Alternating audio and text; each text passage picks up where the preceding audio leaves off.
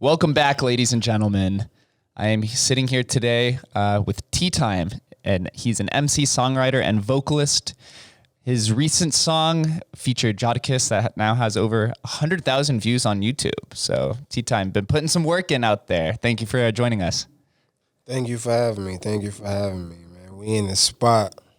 Yeah, we are. We're down here in the Arts District, hanging out, having a good old time.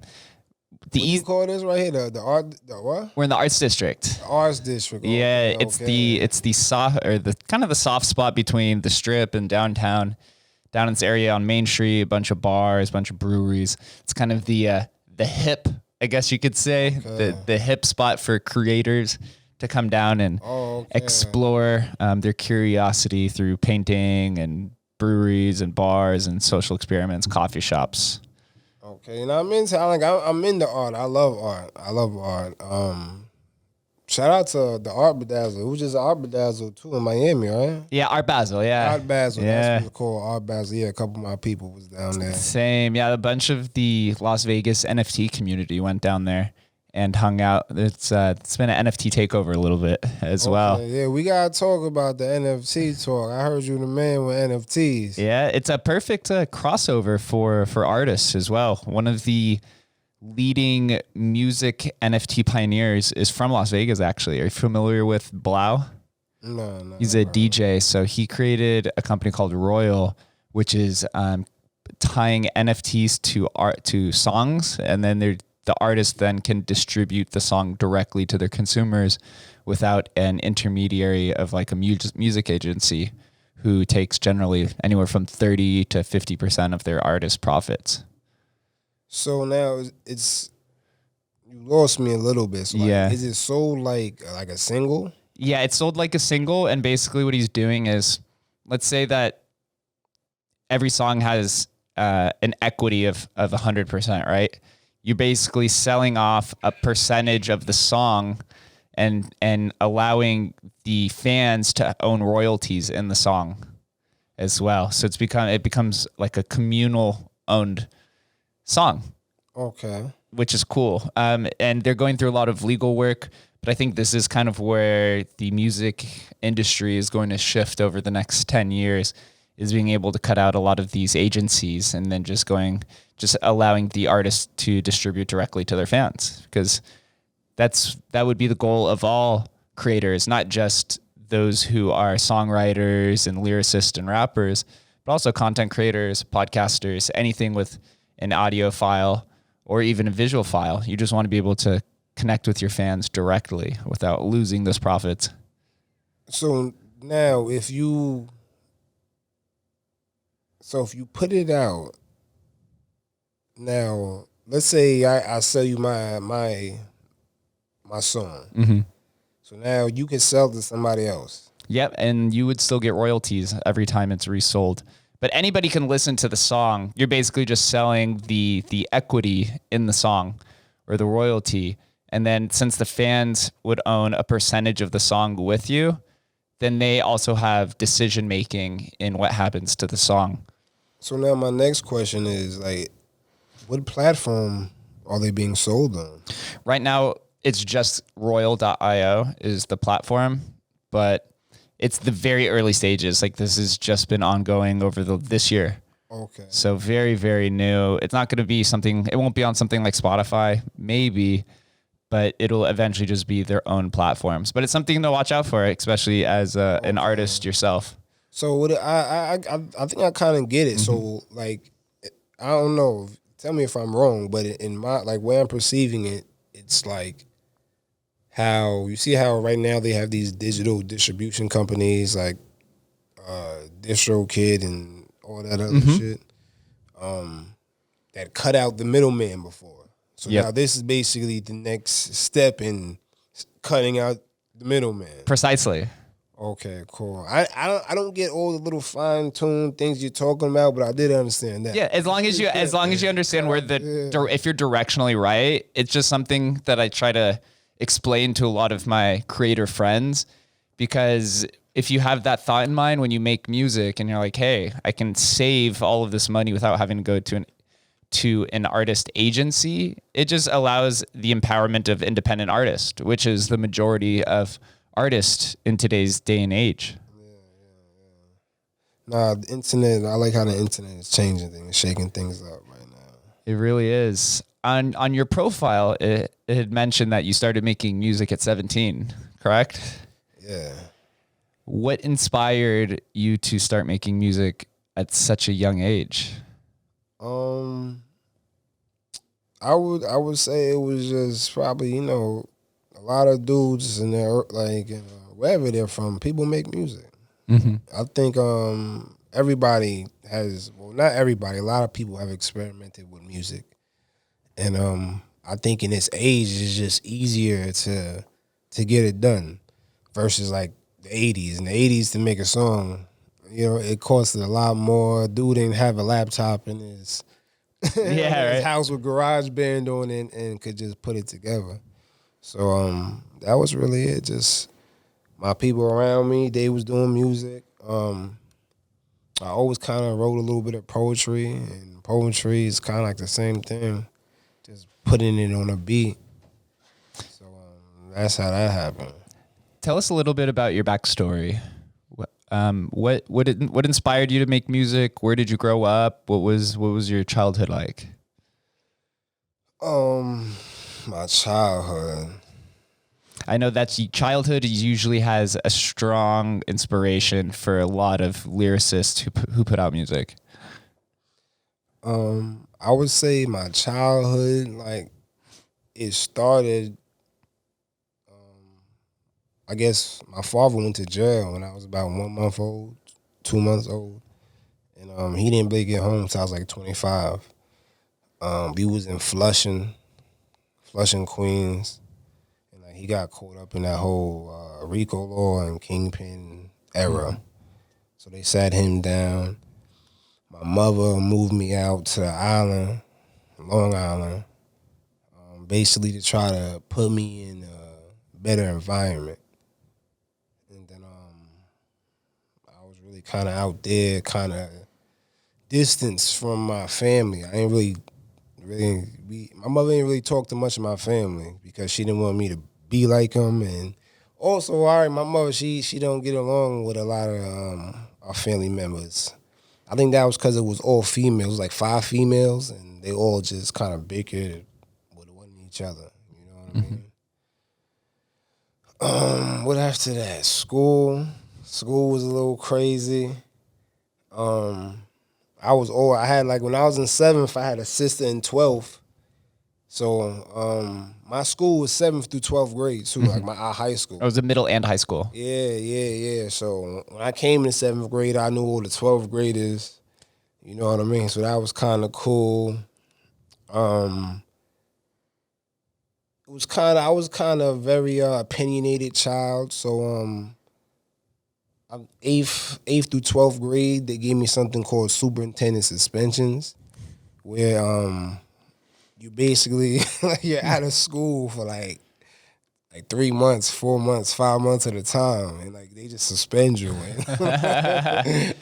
Was it from speaking back to the teachers, getting in fights or scuffles with the students?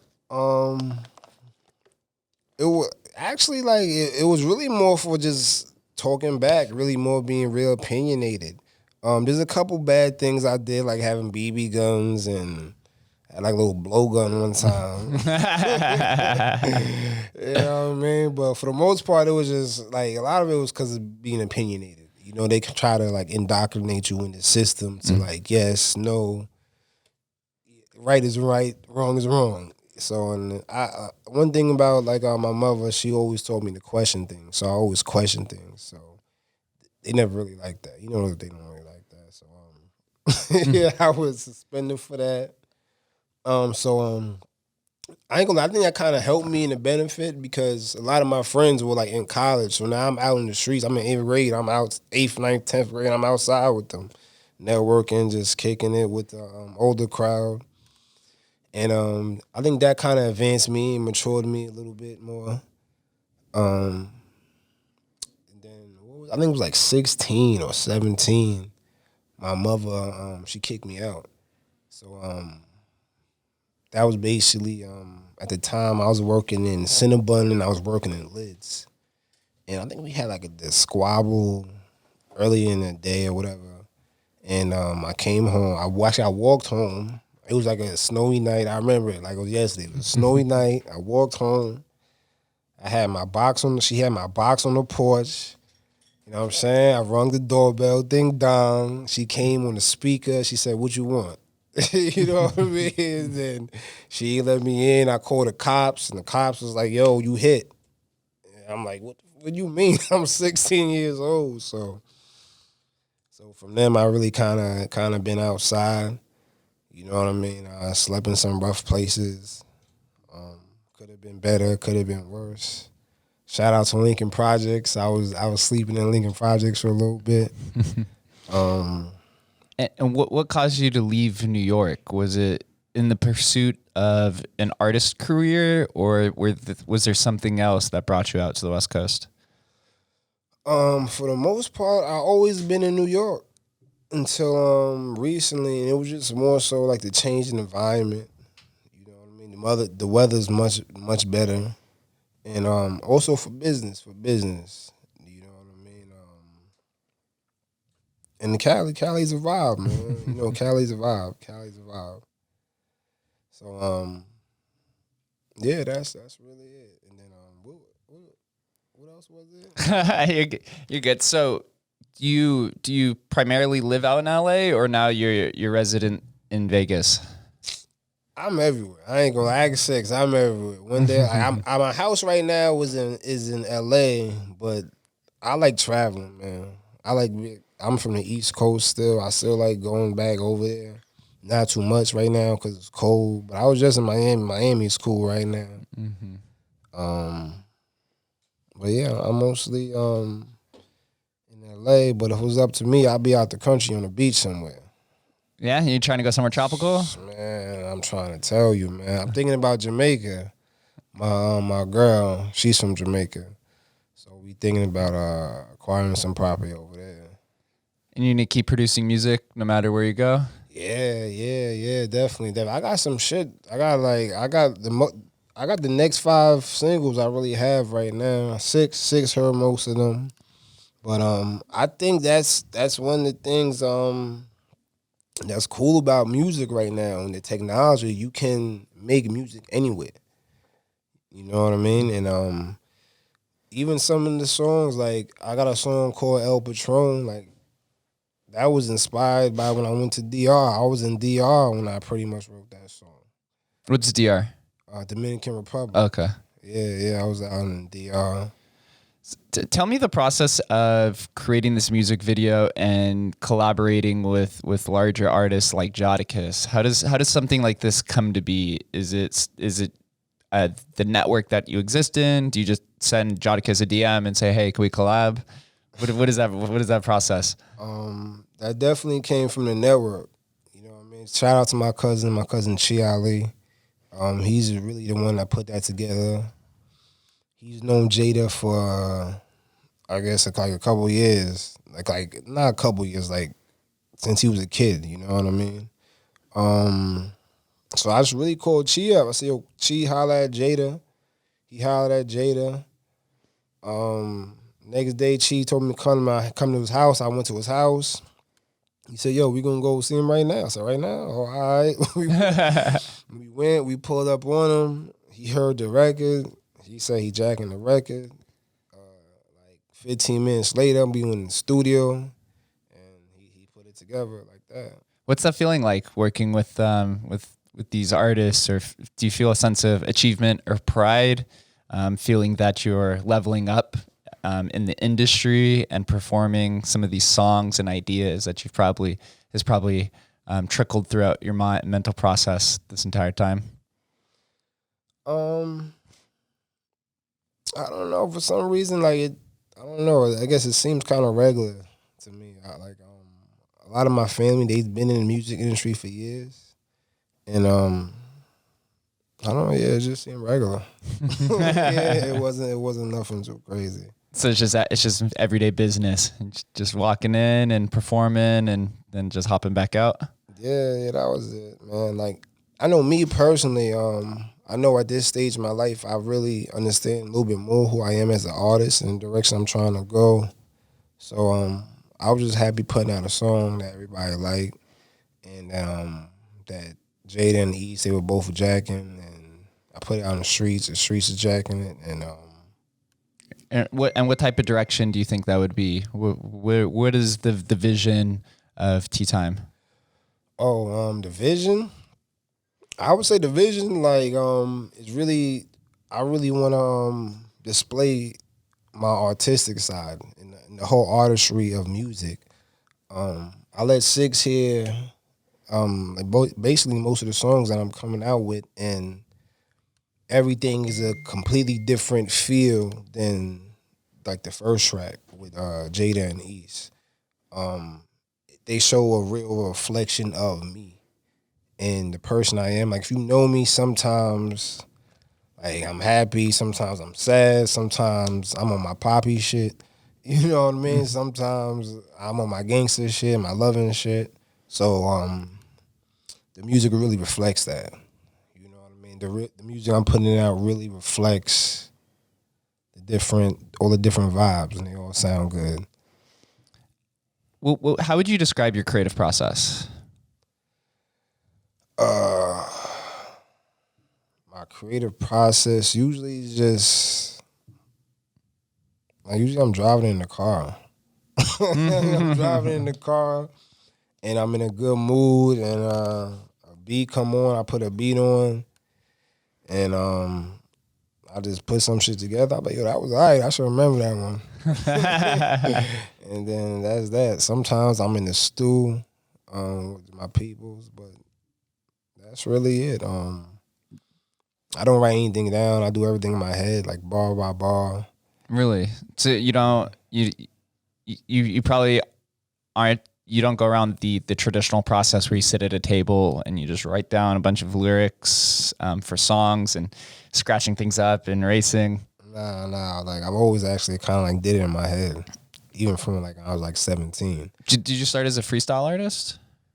I could never freestyle unless I was drunk, because like I got a little OCD and I'm kind of a perfectionist. So I was like, nah, I don't like the way that works, and my mind would just stop me. You know what I mean? So I was never really a freestyler. And you did mention at the very beginning that a lot of your inspiration is drawn from poems. Yeah. Like I used to write poetry, but the inspiration, I think, is really my life, my moods, the energy around me. That's my experiences. That's by far like the biggest inspiration. Like, all the music, especially now, is I'm really reflecting a lot of my feelings from the things that I went through in my life, whether it's love or hate or in a party mood or being in a caring mood. You know what I mean? So that's probably the biggest inspiration for my music right now. Do you ever feel vulnerable putting music out that feels very true and to the heart, and then allowing people to listen to it? You're almost letting them into your emotional state. Do you ever feel a sense of vulnerability about releasing music? I would say at this stage in my life, I'm not, because I don't care what anybody thinks at this point. You know what I mean? When I was younger, you care more about how people perceive you. Some people, it's still, like, you may die that way. But I know me, as I got older, like, only people I really care about that perceive me is me and my loved ones. You know, me and my family. So once I got more comfortable with my own skin, it's like, I'm gonna draw my painting regardless. Mm-hmm. You know, and that's how I look at like music. When you make a song, it's like you're drawing a painting. It's art. Mm-hmm. So why not? If you like to, let's say you like to draw, why not draw? Yeah, you just have to you follow your heart. That's why I'm a podcaster. I feel like conversation is like drawing a painting. It's like a verbal painting. There's some artistry around how to guide a conversation and dive deeper into one topic, or understanding when to move on to the next conversation. That's my form of artistry. And so we both have verbal artistry. We just communicate it and paint it a little bit differently. Yeah, definitely. See, like this podcast episode, you can sell this for an NFT if you want to, right? Yeah. Sees the vision already. I see it already. Painted in there. Yeah. There's actually a few artists that do like crypto NFT music now. It's becoming a little bit more popular just because it's in the pop culture a little bit more. Yeah, I saw that. I saw that Tory Lanez did one or something like that. Like, I mean, supposedly his fans made like a lot of money off that situation. Yeah, it's true. Is that true? Yeah. There's a lot of money in the NFT space right now. There's a lot of speculation, so some of these things are probably way overvalued. But it's just a new market dynamic. We've never lived in an age where anybody could participate in investing in anything. It was always gated off for the longest time. And now the internet's allowed that access for anyone to be an artist, anyone to be an investor, anyone can be an entrepreneur. It wasn't like that literally 10 years ago.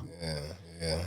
This NFT shit is crazy. I heard they spent like $100 million over the weekend on virtual land. Mm-hmm. Yeah, I own some virtual land. I've sold most of it on the way up, but I still hold some land in some of these games. I'm a firm believer in it.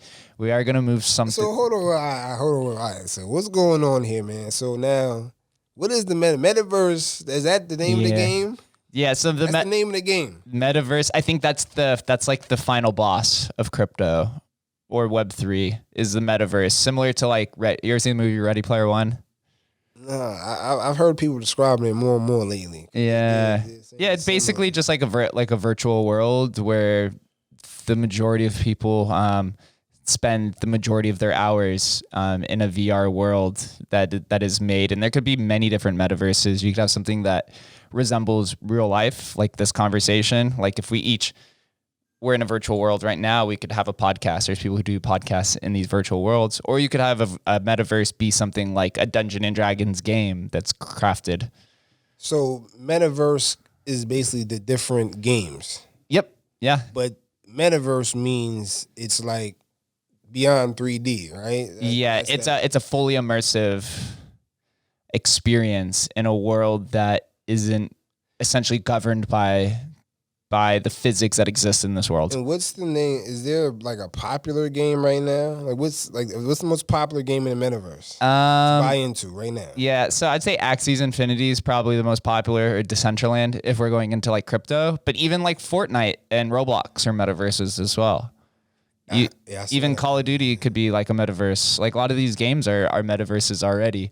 Now they're just once you add the virtual reality experience to it, then it becomes immersive. And then a lot of these people spend more money and more time in these digital worlds. Like, are you familiar with Fortnite, the game? My little cousin plays it. I'm kind of familiar with it. So do you know who the DJ Marshmello is? No. So he's a super popular DJ.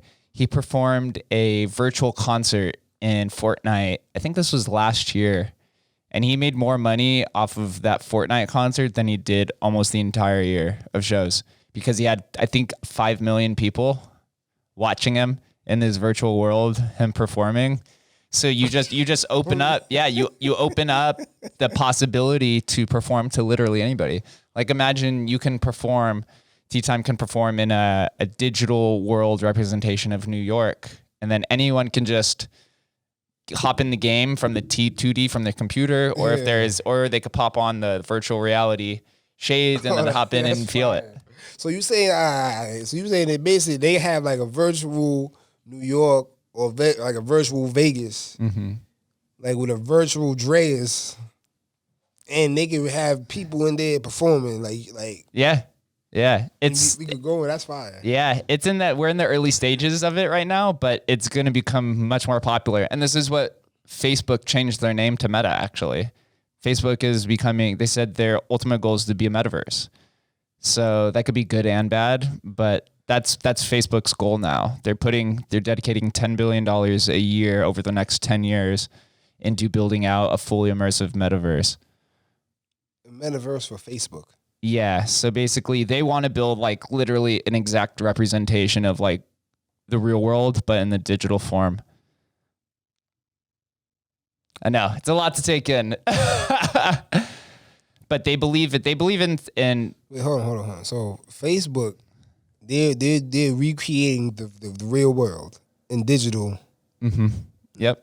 But that's gonna be only they got that. That's their digital. That would be theirs. Yeah, and then anyone can go in, and they already have They already have 2 billion people on Facebook, so essentially they have 2 billion customers already. So nobody else is building the whole world? Oh, a lot of people are. Yeah. So there could be multiple. Facebook could do one. Google's going to do one. Nike's doing one. So Google's doing, they're making a whole, like they're replicating the whole world again? In their own version. In their own version. Yeah. I'm sure Nike's doing one. I'm sure theirs is going to be more like sports-based metaverse or whatever is their like brand and lifestyle. But so now let's say you're in the Nike metaverse and you hop on the highway. It's going to be the regular highway? It depends how they construct it. It doesn't have to be that. Like they could just make virtual VR representations of just like their Nike outlet. And they could do something where you're walking through this virtual Nike store and then you pick up the shoe and buy it and then it sends it to your house in real life. I know that's some companies are working on things like that. Especially with some grocery stores are talking about doing this as well. You walk through the virtual grocery store, you put everything in your grocery bag, and then you check out, and then it sends it to your house in real life. So they're like, so they're not going to be, certain companies are not going to be doing the whole world. They're just going to do like, Nike made us do Nike outlets. Yeah. But Facebook is doing the whole world. They're trying to, yeah. They're basically trying to, they're trying to make like everyone, they're trying to allow everyone to have their own home, and then you can deck it out, but then they're building what's called they want to merge what they say is the creator economy, which is people like ourselves, people who are on YouTube, those who are artists, those who are basically e-commerce, those who are basically running and operating their businesses through the internet right now. They're trying to merge that with what they call the developer ecosystem, which is basically all the coders and developers for applications and tech products. And they want to merge these, and they believe that in the future, the majority of jobs are actually going to exist primarily in the metaverse. People would literally hop on, like imagine you go to work, you put on your VR glasses, and then you go into the virtual world where you're running or you're painting digital NFTs in this VR, and it's completely all done in these worlds. Or maybe T-Time puts on his VR glasses, and then you just walk to a VR concert in New York or the Nike outlet or whatever they build, and then you go perform there, and then you just take your VR glasses off and call it a day. This shit is getting crazy. But it just opens up so much potential for artists, because now you can expand the brand that goes beyond just a geographic location. Because for a long time, think about like the evolution of the music industry, right? All of the hip hop performers and rappers like NWA in the 80s and 90s, there wasn't really a way to display their music or get it out unless they sold it in a CD or a cassette or whatever the limitations were. And then they could go perform. So there was only so many people who could hear their music. And now you fast forward today, you could just listen to anybody's music. You just go onto Spotify, you could download it, or you could go to their YouTube channel, or you can see them traveling through all of these different venues throughout all of the country. But now moving forward, now it's like you could go one step ahead and see your artist performing in a virtual world where you could then interact with them. Because if you just walk off the stage, you could just go talk to the crowd. Where if you do this in the real world, most artists aren't trying to walk into the crowd right after they're done performing because they're going to get mobbed. But in the virtual world, it would be completely different. I guess that's kind of cool. So I guess like especially on a fan side, you would get to interact with your artist a little bit more. Yeah, and and the artist still has that safety mechanism, because that's the primary concern for most artists, I would assume, is you're not trying to go into the crowd because you're gonna get mobbed, right? They're either gonna try to steal you or like steal shit from you, or everyone's gonna be touching you and in your personal bubble, and I know it becomes quite chaotic. Yeah. I can see it now. They're gonna have the NFT jewelry and all that. Like it's about to get crazy. When you was talking about it, I'm over here daydreaming like, so people could just like go in Japan. Let me go perform in Japan right now, and like and then you could perform multiple times in a day. Yeah. Which I know in the real world it's tough to do. I know in Vegas there might be some concerts where they perform back to back. Comedians typically will do 2 shows in one night, but for artists and musical artists, you generally don't do that because you're pooped and you're not trying to drive to another place afterwards. Although DJs, I know DJs can do it because it's not as energy intensive. So I got a question. You see, all right, DJ Marshmello, you said he DJ'd, right? Yeah, in Fortnite. So what did he do? Did he put the VR set on, or was he there with the 3D cameras around him? I think it was the 3D cameras around him, and so he was playing in the middle of a Fortnite, and then everyone else was in the game. And Fortnite's not VR, but people could play Fortnite from Xbox, computer. It's cross console, interoperable. So people are coming from all of these different systems to come and check him out. And I believe the concert was free, but then there was like microtransactions in it from you could buy clothing or songs or whatever during his concert. And he generated like millions of dollars from this one concert. And you think about the exposure as well, because now you have 5 million people who are like, oh, I went to his concert. Now you just have such a larger fan base. Yeah. Now I'm seeing it already, because I know like even with the Fortnite, the skins, kids love the skins. So if he was there and he had his own limited edition skin the night of the concert, people will be there buying it like it's real merch. Yeah. Let me get that. Yeah. That's Did you ever play games growing up? Did you play any computer games or games on Xbox?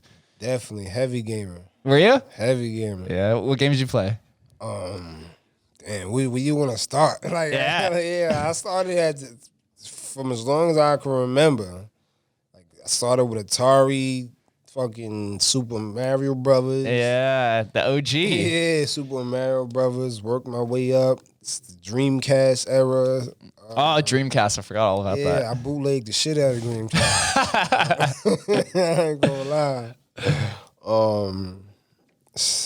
The merger of gaming with all of these different industries is becoming more prevalent. Gaming is slowly taking over. To see how the gaming industry has evolved is crazy. It's crazy. And even like, I remember even a couple of years ago when they used to have their conventions, they weren't even as big. They weren't even that big. But now they're fucking huge. They got them over here, over there, this convention. Then they got the emergence of Twitch where these guys are making millions of dollars off of streaming. Yeah, they expect esports to actually outpace sports in general, like the 4 leagues, NFL, NBA, hockey, and baseball. They expect esports viewership and audience to surpass that pretty soon. I think it was like by the end of the decade. And as well as they believe esports betting is going to overtake sports betting here probably by the end of the decade as well. Sports betting. Yeah.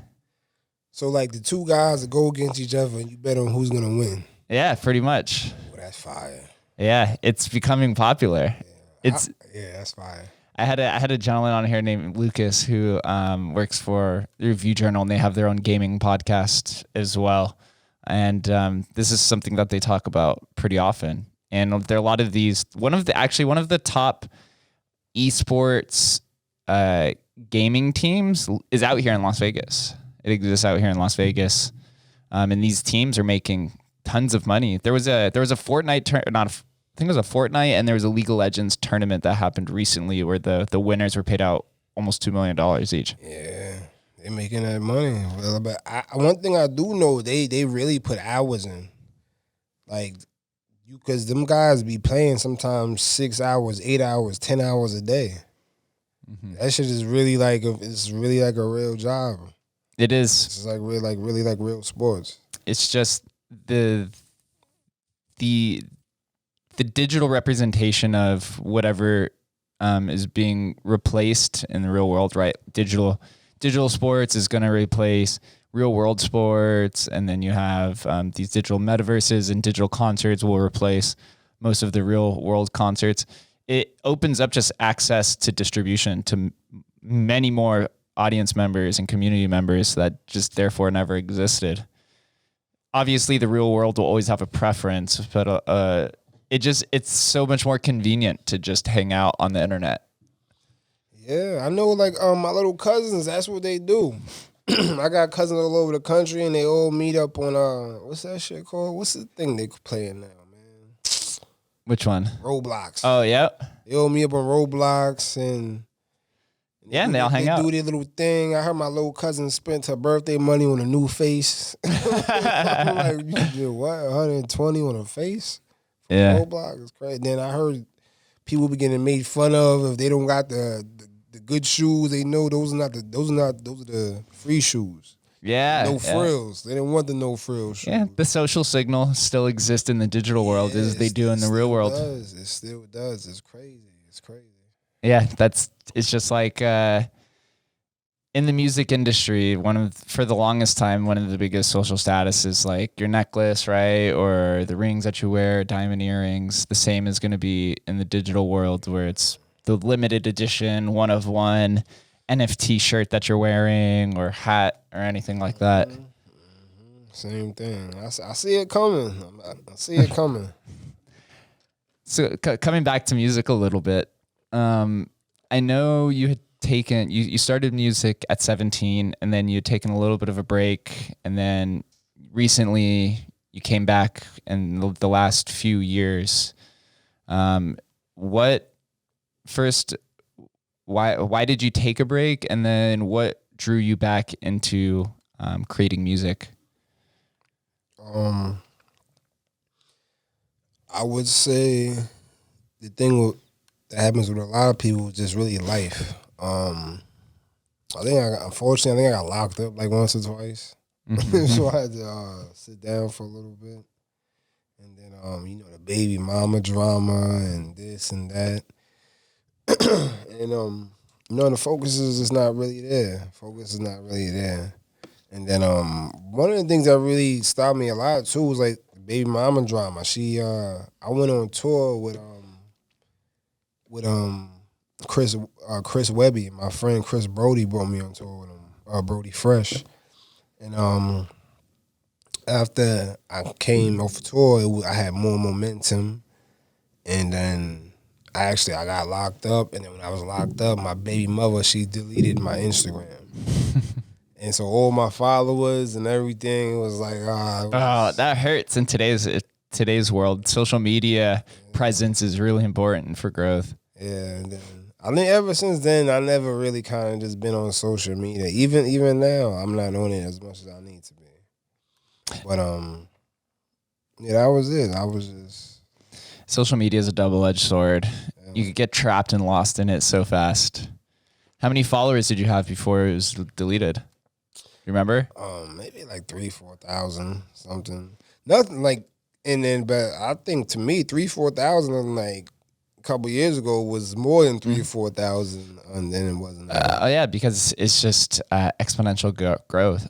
I feel like the majority of people probably have an Instagram nowadays. The algorithms kind of destroy the platform, in my opinion. But now people opt for like alternatives: TikTok, Snapchat, Twitter. Yeah, TikTok. I heard that's what's really it's really popping right now, right? Yeah, I try not. I've explored and I've tried creating videos on it. I've never been big on visual creativity. I'm more of like a intellectual curiosity kind of person. So my platform of choice is Twitter. I like putting out thoughts and ideas more so than creating these like 15, 30-second videos that me dancing or whatever is going on there. I'm a terrible dancer, so it's definitely not me dancing, but I'm right there with you. I can't dance either. Yeah. I got a two-step though. I got a mean two-step. There you go. That's it. Shmoney dance, I throw that in there. Little Millie Rock, Woo Walk. You ever tried to integrate some sort of dance into any of your songs? Yes. Not. I didn't put this song out yet though. I got a song called like Move Muévete. It's like a Spanish and English song. I got a little dance for that. Yeah. That song is fire. That shit is fire. What is the trajectory? You mentioned earlier that you have about 5 songs that you've already written or that you've created already. Can you give us a little bit of, we like to call it some alpha in the crypto world on when we might see some of these songs released?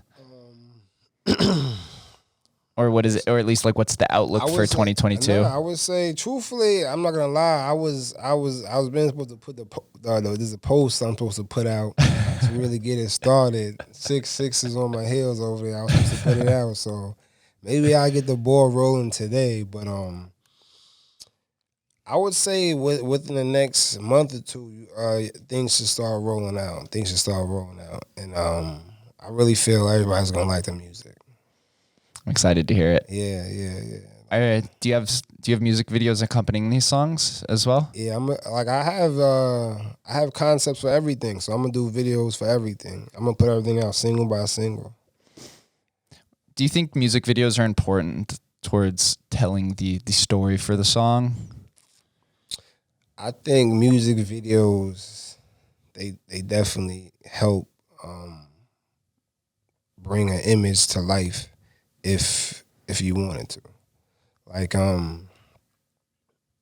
especially with like if there's a song where you're trying to depict a message, like let's say like the next song I have is called Love You.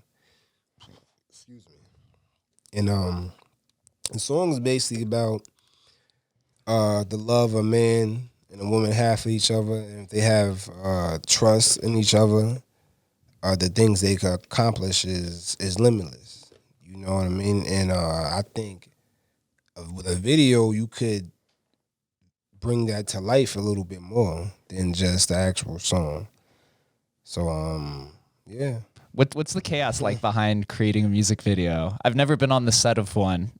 Are these things simple to implement and introduce and create? I would say from being behind the scenes, I think everyone's different.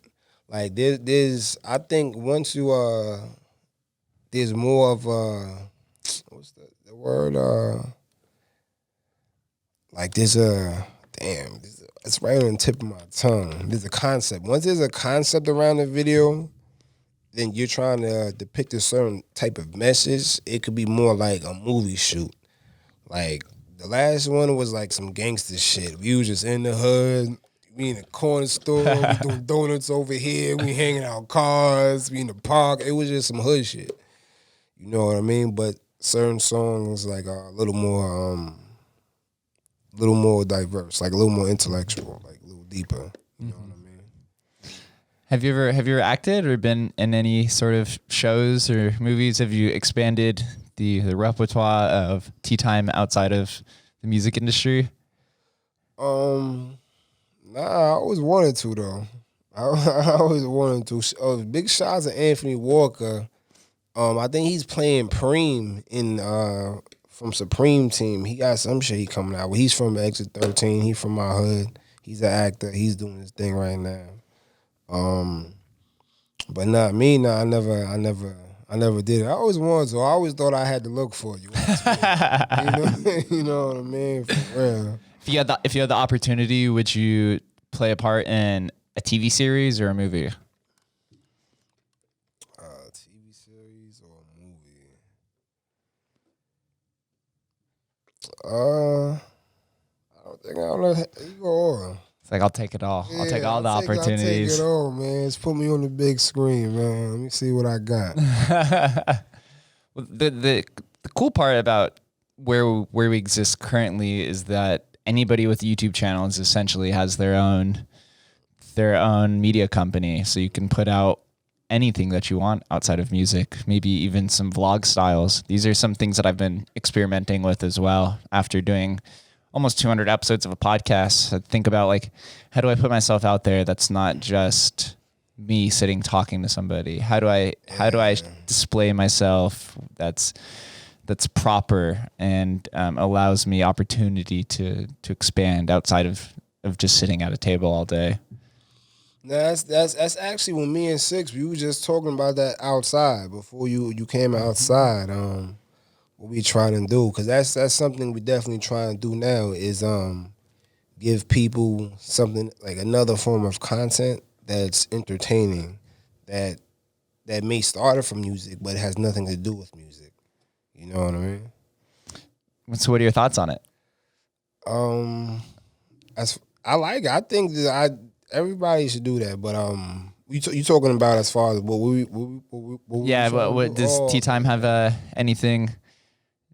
any sort of idea that you're sitting on? How to expand? Yeah, we was the original one was kind of like, it was just like it was almost like almost a Discovery Channel thing. We were gonna do we're gonna do sniper training. We were gonna do drifting. We was gonna go on a helicopter ride, balloon ride, Grand Canyon. It was a whole bunch of things, but I think the thing we may end up doing actually is almost like some Food Network, food critic type style shit, because I love eating. Are you a foodie? I was a foodie before foodie was a word.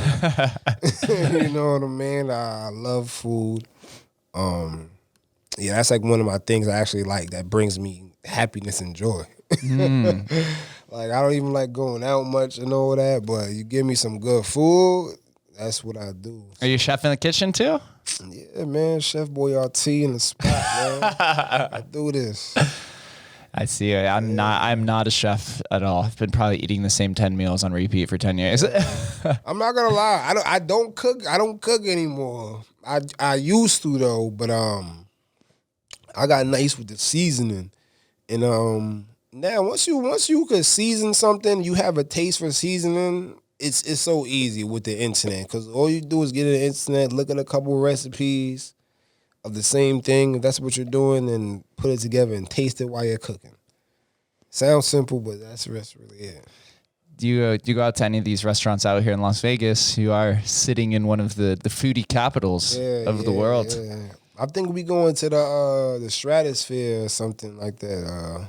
The top of the world. Top of the world, yeah. Yeah. I heard it's a good view up there. Yeah, I've never been up there actually, for somebody who's born and raised here. I don't know how the food tastes, but since you said we're in one of the food capitals, what's up? We need some opinions. We need some opinions. What's up? You got some opinions? What's up? Yeah, so my palate's pretty basic compared to a lot of the guests that I've had on here who are more of the foodie critic types. But I like some of the hidden secrets. I'm actually going to a place called Herbs and Rye later today. Okay. And Cleaver, one of my boys that worked at Omnia with me, is one of the founders and partners in both of these steakhouses. But they have discounts that are, I think it's after 5 p.m. It's half off steaks and drinks. So it's a happy hour that goes pretty much the rest of the day. Oh, Herbs and Rye. Herbs and Rye's fire. It's pretty close to where we are right now too. So I'm going over there later tonight to meet up with a friend. Oh, okay, cool. You may have to cancel the reservation. The only downside of like eating on the strip is that it's so expensive sometimes. Like those prices keep just going out the wazoo. It's unfortunate. I did go eat the other day at Barry's, which is the steakhouse at Circa that just opened up. It's pretty good. It's pretty expensive, but it was cool. I'm trying to expand my palate. Some of my friends are trying to help me, because I was always the guy that would I would hate going out and spending $100 on a meal. I'm like, fuck, I feel like I just got ripped off. But then contrarily, on the other side, I'll go spend $100 at the bar and be like, nah, that was chill. Yeah. See, me, that's what I do. Like, I don't mind paying for the food, but I'm a food critic, so it better taste good. if I like, a lot of times I go to these steakhouses, I pay all this money for the steak, and it's like, this ain't really it. My Aunt Tinky food way better than this. Yeah. Word. Fuck yeah. Well, we are coming to an end, and I'll let you get out of here while you're here in Vegas. But I have one final question for you. Same one I asked to everybody before we get out of here is, What does Las Vegas mean to you? What does Las Vegas mean to me? Las Vegas is what it is. This is like the city that never sleeps, right? It's a beautiful place here. Big shout out to Eddie Ting. You know him, Eddie Ting. He's still out here running around in Vegas. It's Vegas, baby. What happens in Vegas stays in Vegas. Hey, the cliche. Don't let my girl hear that. She'll kill me.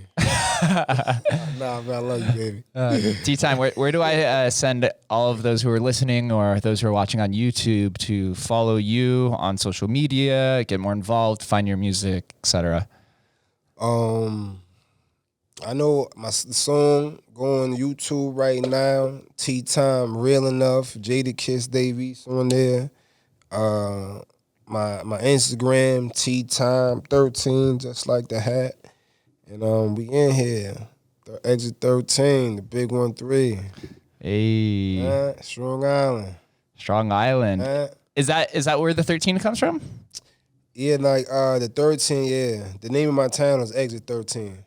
Oh, really? Yeah, that's what everybody calls the Exit 13. I literally just thought it was like an exit off the highway. That was like maybe where you grew up at, like right off. No, that's what it is. Like that's not the real name of it. The real name is called like Elmont Valley Stream. Like I'm from Valley Stream, but I went to Elmont. It's like they both right next to each other, and it's called Exit 13 because it is Exit 13. Hey, I guess it got a ring to it, right? It does. It does. 13. It's the lucky number or the unlucky for some other people if it's on a Friday. Tea Time, thanks for sharing your time with us. And I really enjoyed this conversation and looking forward to seeing those 5 songs and then maybe a Tea Time metaverse tour here in the near future. Yeah, you gotta connect the dots on that, man. Hey, I got you. That's what we do here on the podcast, man. We get to brainstorm and have some fun and think about the future and learn more about each other. So thank you. And thank you guys for tuning in. We'll catch you next time.